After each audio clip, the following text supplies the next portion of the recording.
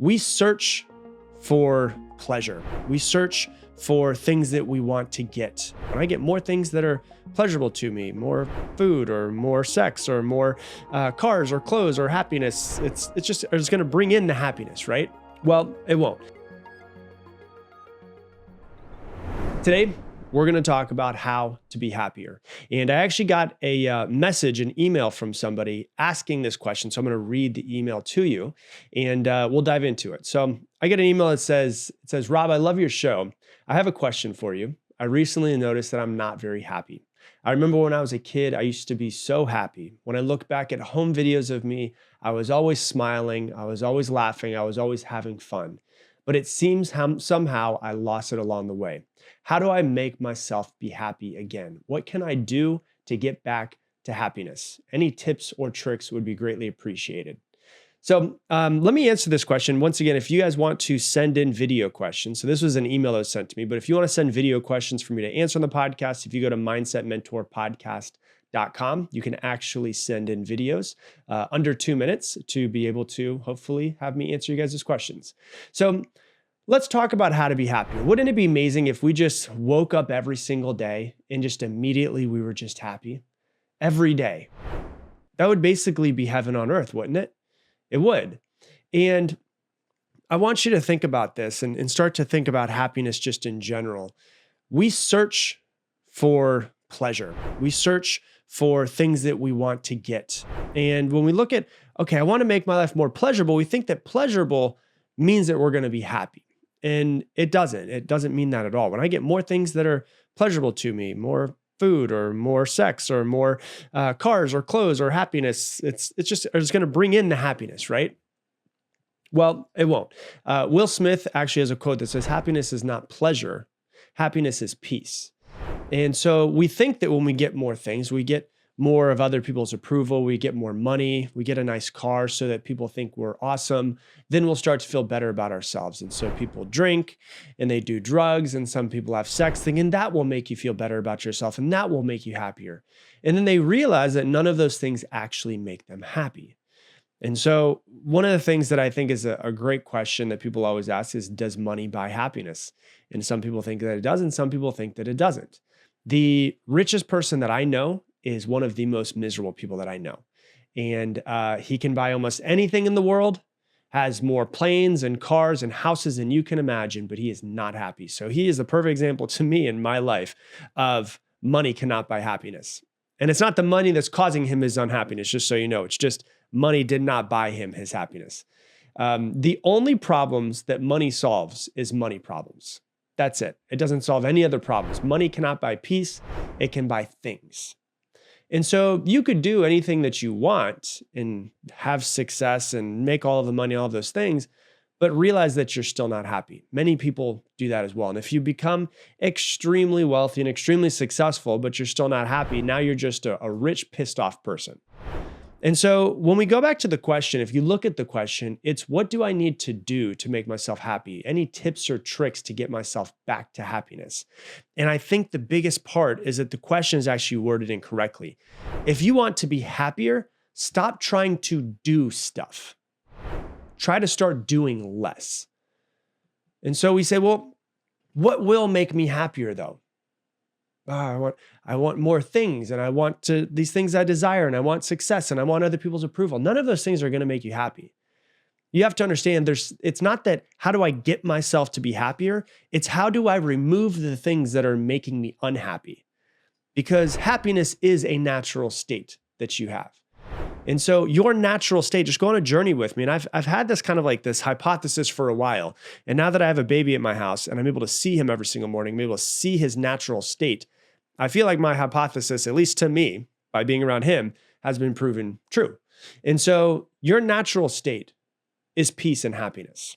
When this morning, when my son woke up, we had him with us and he was asleep and he immediately woke up, he looked me in the eyes, and then within a second, he was smiling and laughing. And I was like, man, he is just so happy when he's not hungry or he isn't dirty and hasn't peed or pooped and needs to be cleaned. He is the happiest person I've ever met. And it's not just him. I have come from a huge family, many babies. Babies are always happy unless there's something wrong or they need to be changed or they're tired or whatever it might be. And so when you say to yourself, what do I need to do to be happy, or what do we need to try, or what tips or tricks do you have to being happy? It's the wrong approach. I gave this example the other day to somebody. It's like if you had a diamond ring and the diamond was covered in shit. And you came up to me and you showed me this diamond that was covered in shit. And you say, hey, Rob, how do I make this shine more? You don't polish the shit, you remove it. And then the natural shine of the diamond is what is behind all of the shit.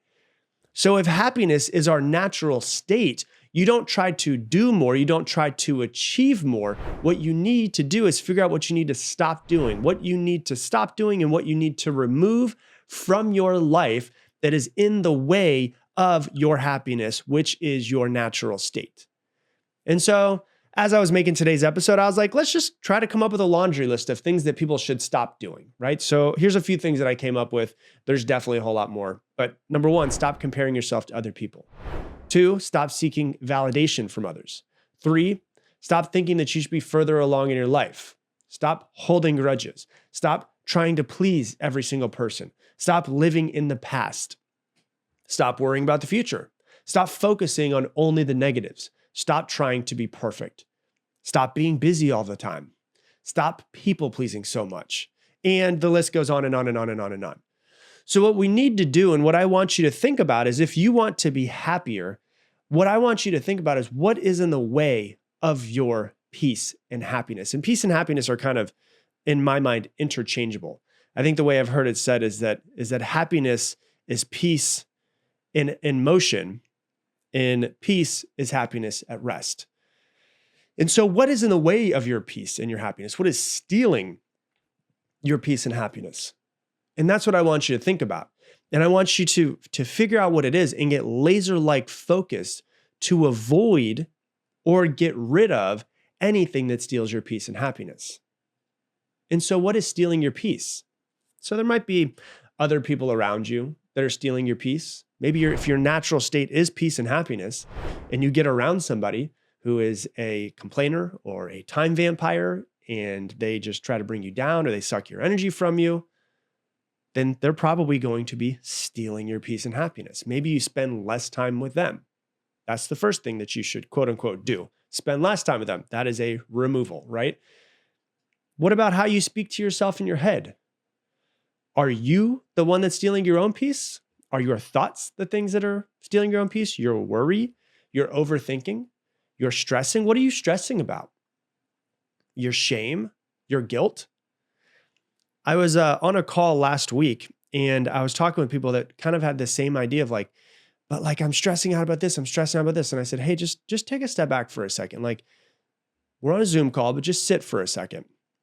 And I want you to kind of like mentally take yourself out of your body, and just like as if you're looking at yourself sitting at your computer desk.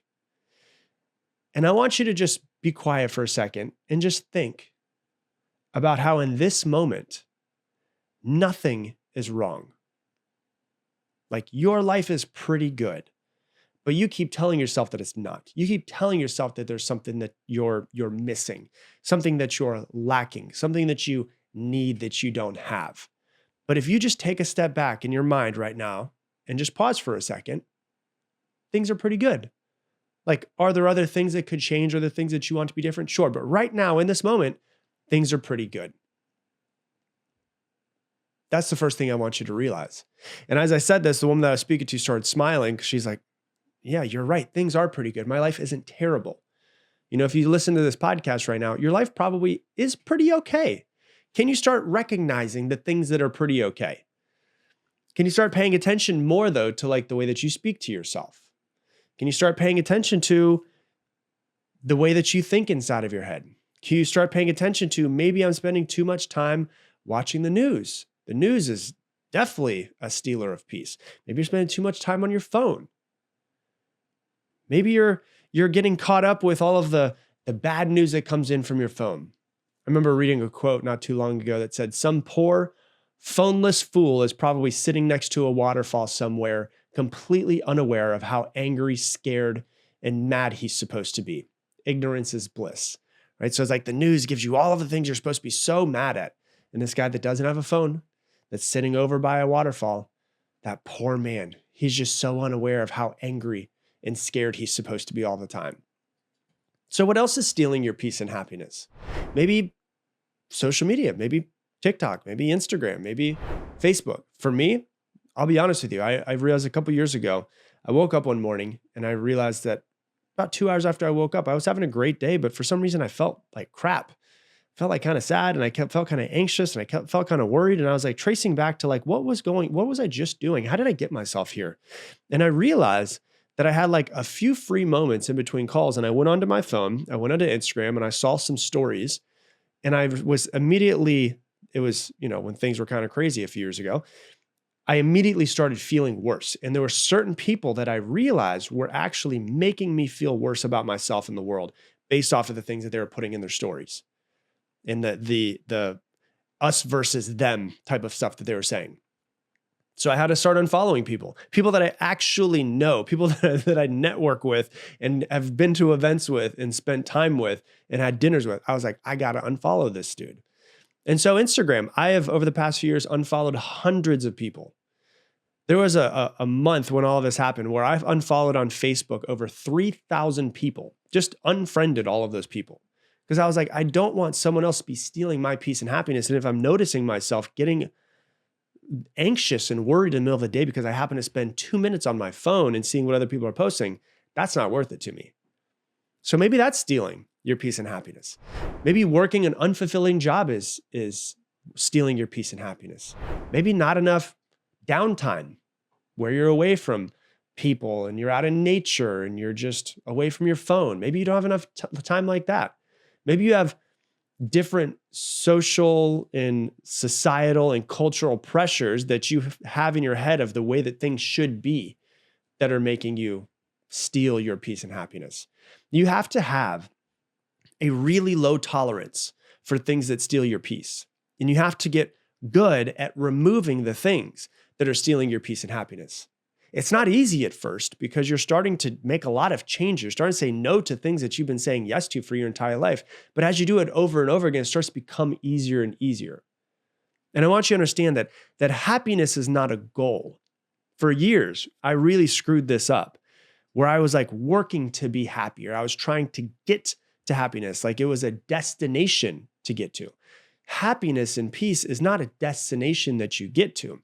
Happiness and peace is a state while you're on your journey. It's your birthright to be happy and to be peaceful. And so for me, when I first found out that Lauren was pregnant, I was already starting to work at trying to be happier. But I remember once I found that, I started waking up every single morning. And if you want to call it a meditation, if you want to call it prayer, whatever it was I would meditate and I would say, help me remove anything that I no longer need that I don't want to pass on to my son. I kept saying that every single day. I started realizing that I needed to prioritize my peace and happiness because whatever I have inside of me, I'm going to pass on to him. And so I started prioritizing my peace and happiness. And the way that I started prioritizing it was not by working towards it, which was counterintuitive to what I thought in my entire life. It was, how can I start removing the things that are stealing it from me because this is my natural state? And so it's like, when I say it's not a destination, it's a state that you're in. It's like, I live in Austin, Texas. If I want to drive to Dallas, Dallas is the destination. So if I want to be getting somewhere in my life, that can be the destination, but my state is how I travel. If I enjoy my ride to Dallas, if I put on my favorite music, if I, do some karaoke with a friend in the car, that's the state that I'm traveling, and how I feel along the way on my destination is what the state is. I always thought like the destination was trying to get to happiness. And if I get this thing, if I buy this thing, if I achieve this thing, if I get people's approval, then I will get to my state of happiness. Now I have achieved my state of happiness, as if it's something to achieve. No, it's just something that naturally lives inside of you. It's just stuff is covering it, and you have to figure out what exactly it is. And so happiness is not the goal, or happiness is not a goal. It's not a destination. It's a state. It is your natural state, one of your most natural states. One of the questions that I always hear from people is, and I thought this for years, but if I'm happy, won't I lose all of my motivation? It's like, no, you won't. And I have found this with myself is I have not lost any of my motivation. I have not lost any of my ambition when I have become happier. I used to think that I had to struggle my way to success. And the great part about it that I found is that I will still work towards everything that I want and try to achieve and try to have fun and try to, build my business and build this podcast and build social media following and, do events and run courses. I'll still do all of those things, but I don't have to be struggling and forcing myself or worrying the entire way or overthinking the entire time. Because if I have a destination of, okay, I want to write this book, for instance, I want to write book number 2, right? That's my destination that I'm trying to get to. I don't have to hate every single day and struggle every single day in order to get to that destination. I can say, you know what? I'm still going to be happy and I'm going to be at peace while I am on my way to writing this book. And that's what I'm trying to get across here is that happiness is not something that you work towards. Happiness is something that you have internally inside of you. It's just like the ring and the shit example. You just got to get rid of all of the shit and you'll notice that your natural state under all of it is happiness. So that's what I really want you to work on. Work on removing anything that is stealing your peace and your happiness from you. So that's what I got for you for today's episode. If you love this episode, please share it on your Instagram stories. Tag me in at Rob Dial Jr., ROBDIALJR. And if you're out there once again and you want to download my free ebook on how to achieve your goals for next year, go to goals2025.com. Once again, goals with an S, 2025.com. Also, once again, if you do want to be able to submit a question for the podcast, go to mindsetmentorpodcast.com and you can submit your video questions there. With that, I'm going to leave the same way I leave you every single episode. Make it your mission to make somebody else's day better. I appreciate you, and I hope that you have an amazing day.